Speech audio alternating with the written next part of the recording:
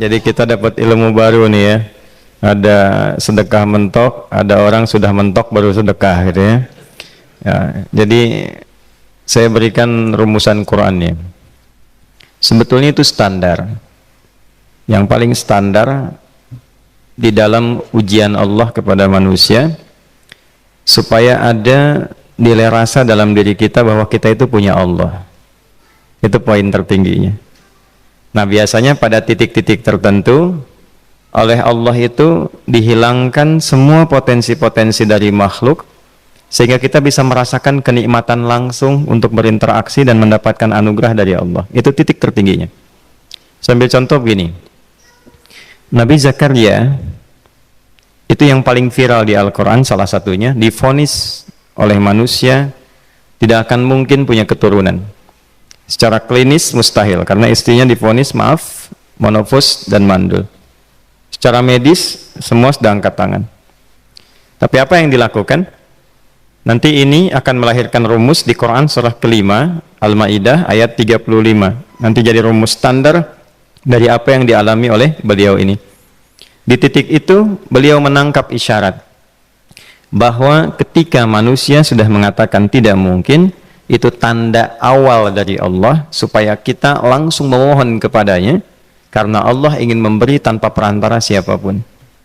Maka dilakukanlah kemudian sholat. Sholat itu dalam bahasa Arab, terjemahan kitanya artinya sesuatu yang tersambung, terkoneksi.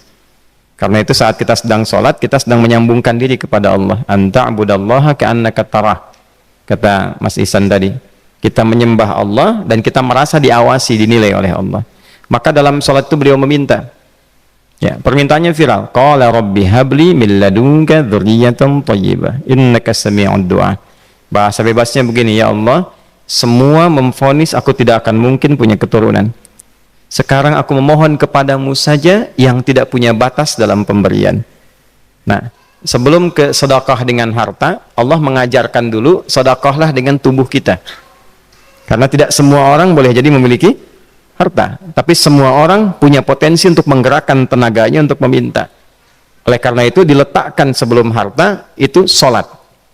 Kenapa rukun Islam yang kedua sholat, selanjutnya zakat? Karena tidak semua orang bisa mengeluarkan harta. Kalau tidak ada satu pun mentok di harta, maka gunakan tubuh kita untuk menunaikan sholat. Itu rumus Nabi Zakaria. Maka beliau tunaikan di mihrabnya Maryam, minta ke Allah. Rumus kedua, sebut nama Allah, Asmaul Husna, sesuai kebutuhan kita. Jadi nggak harus 99. Misal, ini mau menuntut ilmu, sekolah, sebut ya Allah ya Alim, pemilik ilmu. Ada persoalan rizki yang ingin kita dapatkan, ya Allah ya Razak. Ada proyek, ada kegiatan yang kira-kira tantangannya tidak mudah, ya Allah ya Al-Fattah. Ini beliau minta karena divonis tidak mungkin, maka meminta kepada Allah dengan nama pemberian tanpa batas, namanya Wahhab. Disingkatnya Hab. Rabbi habli, ya Allah yang tak punya batas dalam pemberian. Mereka memvonis aku punya batasan, maka mohon anugerahkan darimu saja. Jika padamu belum sempat juga terkabul, maka mohon tunjukkan kepadaku dengan cara apa lagi aku mesti meminta. Maka dalam situasi mentok itulah kemudian turun langsung jawaban. Fanadathul malaikatu wa huwa qa'imun yusalli fil mihrab annallaha yubashshiruka bi Yahya. Tolong garis bawah ini. Orang-orang yang langsung memiliki kesadaran saat di titik paling krusial, terendah, dan kita merasa tidak punya apa-apa, lalu ada kesadaran kita punya Allah dan meminta, itu seketika nggak ada sekat, langsung dijawab seketika. Nah, karena itu biasanya di momen tertentu setiap kita itu pasti mengalami peristiwa itu, apapun bentuknya. Nah, itu kalau sudah sampai ke situ itu kode. Jadi di Islam itu nggak ada pesimis, ya, tidak ada pesimis, dan jangan pernah melarutkan diri pada sebuah vonis sudah ini nggak mungkin, nggak akan dikabulkan. Nah, itu jebakan setan.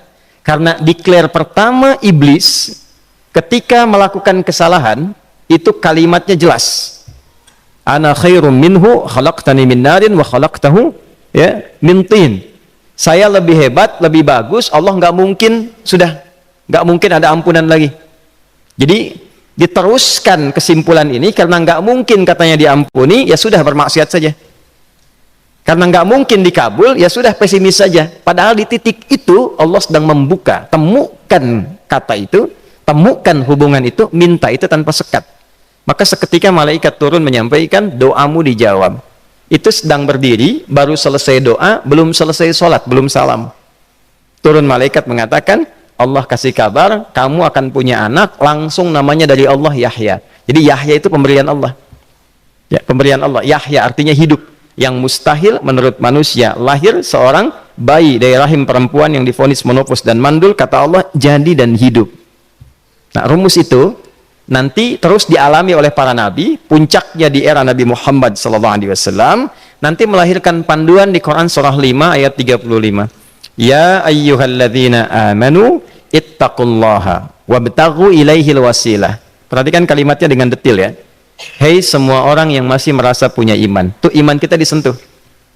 Jadi kalau mengalami persoalan di titik nadir, terendah, itu yang disoal oleh Allah imannya dulu. Kamu masih punya iman nggak?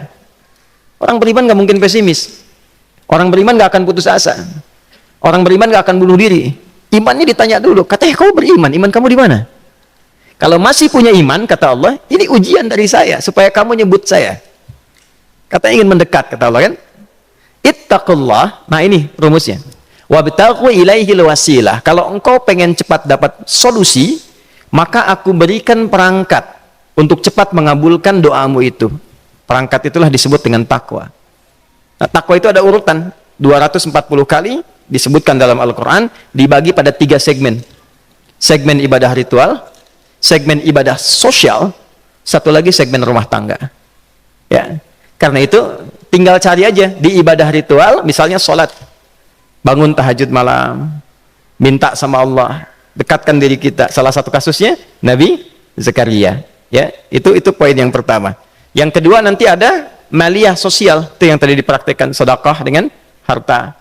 Ya, tidak harus banyak, yang penting Allah minta apa, ikhtiarkan, nggak akan dilihat berapapun nilainya. Yang dilihat itu ada nggak kemampuan mengimplementasikan imannya, itu poinnya. Titik itu, ya. Yang ketiga nanti di keluarga. Urutan pertama orang tua.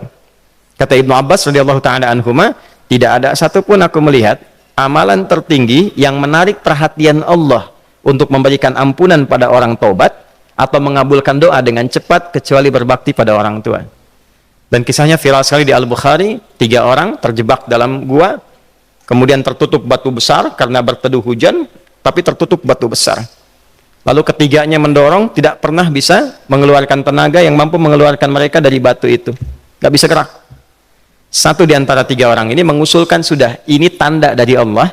Jangan gunakan kekuatan kita lagi, kita diminta menggunakan kekuatan yang Allah berikan. Coba kita cari amalan rumus takwa tadi. Satu di antara 3 itu mengatakan, ya Allah, saya punya seorang ibu.